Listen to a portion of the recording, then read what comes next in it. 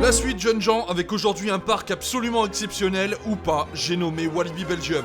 Alors c'est parti les poulets dans le monde merveilleux de la CDA, de Walibi, ou disons plutôt pour celui-ci, de Vekoma Land. Déjà, pour trouver le parc, ce n'est pas bien compliqué. Comme pour Astérix, celui-ci possède sa propre sortie d'autoroute et il n'y a qu'à suivre le chemin pour arriver sur le parking. Seulement, l'adresse indiquée par certains sites et les billets du parc nous amènent dans le patelin de Wavre, dans une ruelle à sens unique, bref, pas vraiment à l'endroit prévu. Donc en y allant, dites merde à votre GPS sur les 5 derniers kilomètres et suivez tout simplement la route. En arrivant devant le parc, après être sorti de la parc mobile, on s'aperçoit que nous ne serons pas franchement tout seuls pour cette journée. Alors après s'être départis de la foule à l'entrée et avoir pénétré dans l'enceinte de Walibi, nous nous dirigeons rapidement sur la gauche, là où se trouvent Cobra et Raja River, choix logistique intéressant tout en sachant que la grande majorité des visiteurs commencent par la droite avec Vampire et Loup-Garou. A noter que comme Bobeyan Land ou PortAventura, le parc se concentre autour d'un lac. Alors, commençons donc par un crédit si vous le voulez bien. Ah bah en fait non, il est fermé ce boomerang, comme je suis triste. Enfin c'est mon compteur qui l'est, hein, mais mes cervicales sont aux anges. On aura remarqué une chose, c'est qu'à Walibi, le tarif d'entrée reste à 32€, mais avec 3 ou 4 attractions fermées derrière qui restent là pour décorer le parc. Ça fait quand même tâche de trouver tant d'attractions en rade en début de saison, hein. Bon bah poursuivons vers Raja River du coup, hein, à savoir le raft du parc, complètement catastrophique du fait qu'il mouille moyennement, mais surtout qu'il s'avère être assez violent. Une opératrice a même pour consigne de rester à un endroit précis du parcours et ce pour la journée afin de demander aux gens de se tenir avant un impact contre les bordures qui pourrait bien vous éjecter hors du rafio. Bref, il y a quand même 2-3 trucs à revoir là. Ma copine s'en est sortie avec un bel hématome, c'est dire. Est-ce que ça vous dirait d'embarquer sur l'unique dark ride du parc? Non, parce que franchement, il vaut le détour, sans déconner. Nous voici donc plongés dans des fouilles archéologiques en Égypte, au cœur même d'un temple au sein duquel pèse une lourde malédiction. Armé de votre piou-piou, vous aurez pour tâche de dézinguer le plus de momies et autres gardiens au buste animal et aux jambes humaines, avec à la clé un système de score. Oui, c'est bien un dark ride interactif de Sally Corporation, vous l'avez compris. Et le mieux dans l'affaire, c'est que celui-ci est vraiment très joli. Les scènes et les animatronics défectueux ont été remplacés et le résultat est franchement sympathique. Les flingues réagissent bien et les scènes s'enchaînent sans temps mort et avec des résultats parfois surprenants. De loin la meilleure attraction du parc et mes acolytes étaient tout à fait d'accord avec ça. La meilleure attraction du parc, juste après Challenge of Toutankhamon, c'est Flashback, le flume local. La théma fait penser à l'oxygénarium, on a droit à un passage avec descente en arrière, une descente en double down avec petit airtime, puis un tunnel qui fait très film de science-fiction complètement kitsch en guise d'introduction. Mêlez à cela les panneaux dans la file, parc à bœufs intérieur très désagréable il est vrai, au contenu très sympathique et vous aurez un bon flume ride qui se paie même le luxe de vous mouiller à la fin. Bref, bien apprécié. Ce qu'on aura beaucoup moins apprécié, c'est l'heure d'attente avant de pouvoir embarquer, mais ça, c'est une autre histoire. Alors, le reste des crédits, ça donne quoi? Bah déjà, on ne pourra rien dire au sujet de la mythique turbine qui était fermée durant notre visite, mais ça, on le savait avant même d'entrer dans le parc. Bon, ça fait toujours mal au cœur de passer devant ce genre de coaster, surtout que là, c'est clairement laissé à l'abandon, avec la nature qui reprend ses droits et tout le bazar. Turbine fait partie des meubles, hein, ni plus ni moins. Ils vont se marrer au moment de devoir réhabiliter tout ça s'ils le font un jour, hein. Bon bah, y a des grands 8 ouverts ou pas dans ce parc? Oui monsieur, et à part pour le compteur, y a pas de quoi s'en réjouir. Une des attractions les plus populaires du parc, c'est Loup-Garou, un wooden de chez nos amis hollandais de Vekoma.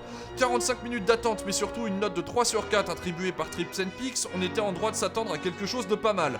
Alors après l'attente en plein cagnard, nous sommes bien heureux de pouvoir prendre place dans des trains confortables et de poser nos sacs dans des bacs pour ne pas les avoir aux pieds. Engageons-nous sur le lift et une fois au sommet, la première descente arrive.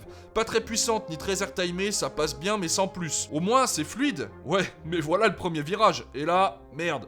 Mais en fait c'est pas fluide du tout, ça vibre de droite à gauche et de haut en bas, ça tape les reins et le fessier, bref c'est pas vraiment tip top ce truc. Heureusement que c'est confortable, sinon bonjour l'horreur du bordel. Le jour où ils mettront des trains comeback là-dessus, ce sera du bonheur, mais vraiment. Bon, le layout en lui-même est assez basique, simple, mais les quelques camelbacks dans la structure procurent un petit airtime bien sympa, même si entaché par les vibrations. A noter que Vekoma n'a toujours pas compris l'intérêt des bankings, fallait bien qu'il nous fasse un beau U plat en guise de demi-tour. Bref, meilleur coaster du parc, certes, mais c'est franchement pas terrible tout ça, c'est pour vous dire le niveau du reste. Quand j'entends certains dire qu'ils aiment ce coaster tout en crachant sur les vibrations de Silver Star ou de Troy, je me fends bien la poire. Autre calamité qui porte du coup bien son nom, c'est Calamity Mine, le mine train du parc. Alors ce coaster, c'est une loose franche et totale tant c'est mauvais. C'est brusque, c'est sans grand intérêt, helix, drop, helix, drop, lift, assez inconfortable et relativement court. Pourtant, thématiquement, il n'est pas complètement laid si on retire les trains bleutés. Bref, il est loin Big Thunder Mountain. très loin. Passons au coaster suivant qui aura été notre plus longue attente de la journée, 90 minutes pour embarquer sur Vampire, SLC de son état. Quoi ? 1h30 pour un SLC ? Vous êtes malade ? Ouais, je crois bien. Et le comble du bonheur, c'est que la file se trouve encore en plein cagnard. Mêlez à cela le coup de chaud sur la tête au tartignol qu'on prend dans le ride et vous imaginerez le petit mal de tête sympa à la sortie. Merdasse de merdasse. Bon déjà, commençons par dire que les trains, c'est pas le summum du confort. Mention spéciale au harnais Eto. Ensuite, une fois lancé, qu'est-ce que ça donne ? Un truc poussif qui ralentit concrètement avant chaque inversion à la manière d'un rock'n'roller coaster quand on se place à l'avant, sans aucune sensation ni de flottement, ni d'intensité, ni de rien du tout. Au moins le rollover ne bave pas, ce qui n'est pas le cas du Sidewinder, et pire encore, des double spin. Bref, aux chiottes, c'est de la merde, caca, chiasse et tout élément scatologique qui vous passe par la tête. Dire que c'est un des SLC les plus doux. Oh bordel, je vais m'énerver. On clôture la page crédit, et c'est peut-être pas plus mal, avec l'indispensable Tivoli de Tireur, la coccinelle qui elle était ouverte, pour notre plus grand plaisir bien entendu. Que dire à part qu'il s'agit d'un bête Tivoli Small Tireur ? Eh bien qu'il s'agit d'un Tivoli Small Tireur. Il est temps de passer au reste du parc que nous n'aurons pas fait si ce n'est la Madhouse totalement dispensable. Il y a bien évidemment le sempiternel carrousel, les indémodables Balloons Zamperla au choix de couleurs discutables. Il y a bien entendu également Dalton Terror, la tour de chute libre Intamin, mais la queue vomissait à l'extérieur et l'attente était franchement balèze. Du coup on l'a zappé. C'est dommage, ces tours, c'est franchement chouette, et ça aurait été sans doute la meilleure attraction de la journée, mais là on ne fera que la regarder.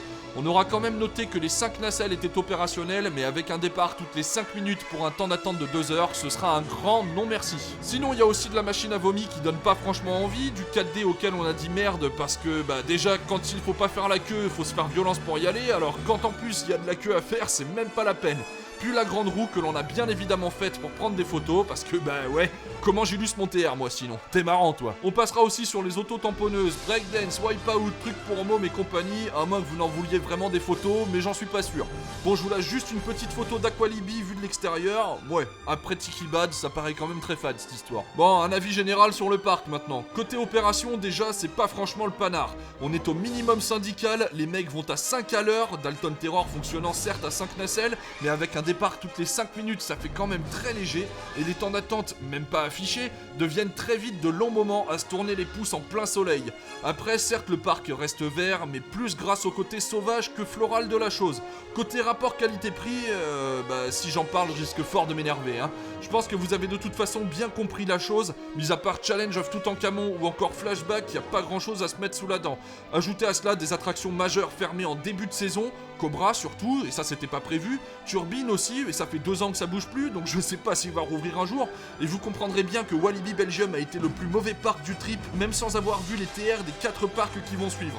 Sur ce, j'espère que ce TR vous a plu, et je vous dis à la prochaine. Ce qu'il y a avec les parcs, et comme avec un petit peu tout le reste, c'est que quand on est passionné par la chose et qu'on a envie que ça avance, et évidemment faut avoir un point de vue critique acéré et objectif. Une critique de cette teneur, pourquoi ? Pour faire en sorte que les choses avancent un jour, et ne pas rester au statu quo en disant « Oh c'est très bien, on reste comme ça, ce que vous faites c'est nickel », c'est pas dans notre intérêt du tout. Là en l'occurrence, fin des années 2000, je suis désolé de le dire, mais Walibi Belgium c'était vraiment pas bon du tout, c'était dans le bas de tableau, c'était même pas dans le ventre mou, c'était un parc qu'on visitait uniquement parce qu'il fallait faire les crédits, mais on avait vraiment pas de plaisir particulier à visiter le parc quoi. Quand on y allait c'était soit par habitude parce qu'on connaissait bien, soit parce que géographiquement c'était situé assez près, soit parce que on l'avait jamais fait, qu'on était passionné par le truc, qu'on faisait les bornes uniquement pour en faire une étape et qu'ensuite on partait ailleurs. Faut savoir aussi que le parc on n'a vraiment pas visité dans sa meilleure période, bien au contraire, mais ça donnait une petite idée de sa gestion quand même. Il y avait tout d'abord le rebranding à la con mais à la mort moelle-neu comme jamais, c'est-à-dire Ben Skunks qui était déjà ringard avant même d'avoir été finalisé, ces espèces de mascottes à la Kangoo Junior, en tout cas dans cet état d'esprit là, mais super naze, genre des kangourous à guitare avec des lunettes de soleil, mais pitié achevez-nous hein. Bon ils ont vite compris que ça mènerait à rien de toute façon, donc ils ont d'ores et déjà arrêté le truc en même pas 10 ans. Également quand on y était allé, 3 à 4 attractions majeures qui étaient fermées en début de saison, c'était pas comme Turbine qui était lui SBNO pendant 2 ans. SBNO ça veut dire Standing but not operating, ça veut dire que l'attraction est là, présente physiquement mais qu'elle ne fonctionne pas. Pour Turbine donc c'était officiel, Turbine qui s'appelle maintenant Psyche Underground, qui a réouvert depuis, y a pas de problème. Mais là on avait quand même Cobra qui était fermé, qui était donc le Boomerang, une attraction qui est censée amasser un masse de monde dans sa file d'attente parce que c'est une majeure, même si pour nous passionnés un Boomerang c'est de la merde. Pour les lambda, les gens qui connaissent pas vraiment, ça peut être impressionnant et en tout cas ils se jettent dans la file d'attente en général. Mais là il y avait pas cette attraction là d'ouverte pour absorber le flux, donc évidemment ça se répercutait sur les autres attractions alentours. En l'occurrence, Vampire par exemple, le SLC, donc ça aussi c'est nul à chier, un SLC, qu'on se mette d'accord.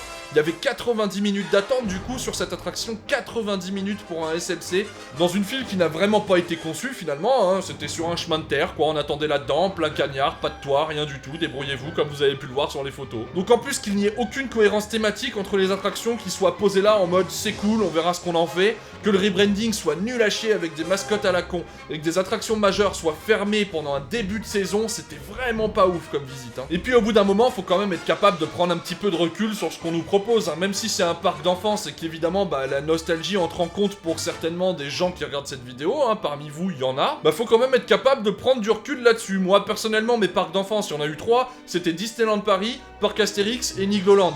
Disneyland Paris, j'ai toujours été capable de dire que c'est un parc qui était sur la très mauvaise pente, même si là ça avait tendance à s'inverser, mais alors très légèrement. Que le parc Astérix, il y a eu une période complètement catastrophique, mais à s'en taper la tête dans le mur, mais que maintenant ça va pour le mieux et que je souhaite vraiment que le parc continue sur cette lancée parce que c'est génial. Et que Nigloland s'est amélioré d'année en année, il est toujours resté cohérent, il n'y a jamais eu de fausses notes et c'est vraiment nickel. Et donc voilà, malgré l'aspect nostalgique du truc, notamment Disneyland Paris, c'est le tout premier parc d'attractions que j'ai visité, c'est celui qui a marqué en premier ma rétine. C'est là où j'ai découvert l'essence de ma passion, mais je suis capable de dire à un moment donné qu'ils ont chié dans la colle, quoi. Donc essayez d'être capable aussi de dire, vous, que Walibi Belgium, à un moment donné, a chié dans la colle, et que fin des années 2000, c'était une catastrophe. Là, c'est pareil, la CDA, qui donc avait le parc à l'époque, et qui l'a encore aujourd'hui, a compris le truc, un petit peu comme tous les autres parcs de la CDA, et commence à mettre un gros coup de collier, c'est-à-dire que le parc qui était comme ça, fin des années 2000, début des années 2010, était vraiment moribond, et le parc qui existe aujourd'hui, donc fin des années 2010, a tendance quand même à s'améliorer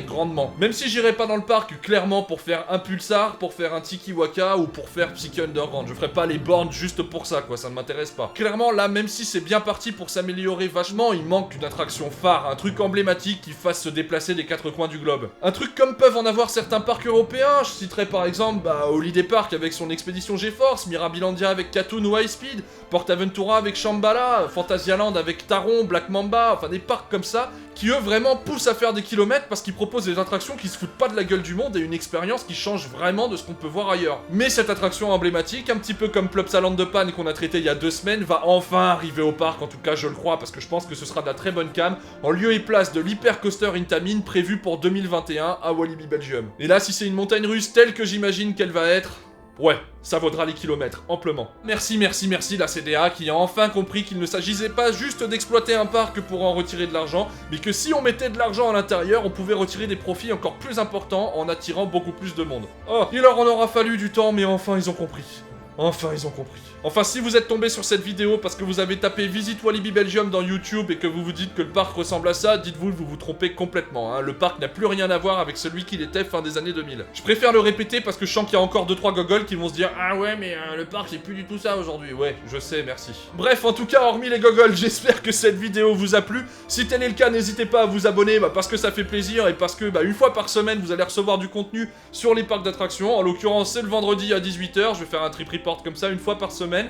La semaine dernière, désolé encore une fois, j'ai vraiment pas eu le temps de m'y atteler, mais c'est vraiment un rythme que j'essaye de tenir. C'est un impératif que je me suis fixé et je vais le tenir à terme. En tout cas, pour les abonnés, je tiens quand même à vous passer un petit mot. Ça fait vraiment plaisir que vous me suiviez parce que j'ai accès évidemment aux données analytiques de YouTube qui me permettent de savoir que les gens sont très fidèles à mon contenu, même si on n'est pas beaucoup d'abonnés. Il y a quand même une masse qui me suit de manière assez régulière et ça fait vraiment plaisir. Merci à vous. En tout cas, puisqu'on parlait de parc d'enfance tout à l'heure, moi je serais très curieux de savoir quel a été votre parc d'enfance à vous, quel est le parc donc qui a créé l'essence de votre passion, qui a imprimé votre rétine, et quel est le rapport que vous entretenez aujourd'hui avec ce parc. Ça m'intéresse grandement, donc n'hésitez pas à m'en parler en commentaire. En tout cas, comme d'habitude, on se retrouve pour les abonnés vendredi prochain, 18h pour la suite du TR. Ce sera donc le dernier parc belge de Strip avant de partir aux Pays-Bas, et je vous laisse imaginer les parcs qu'on va visiter donc aux Pays-Bas. Il y en aura 3, et je vous laisse essayer de deviner lesquels ce seront. Encore une fois, les filles, les gars, merci beaucoup pour votre fidélité, et d'ici vendredi prochain, portez-vous bien et ridez bien.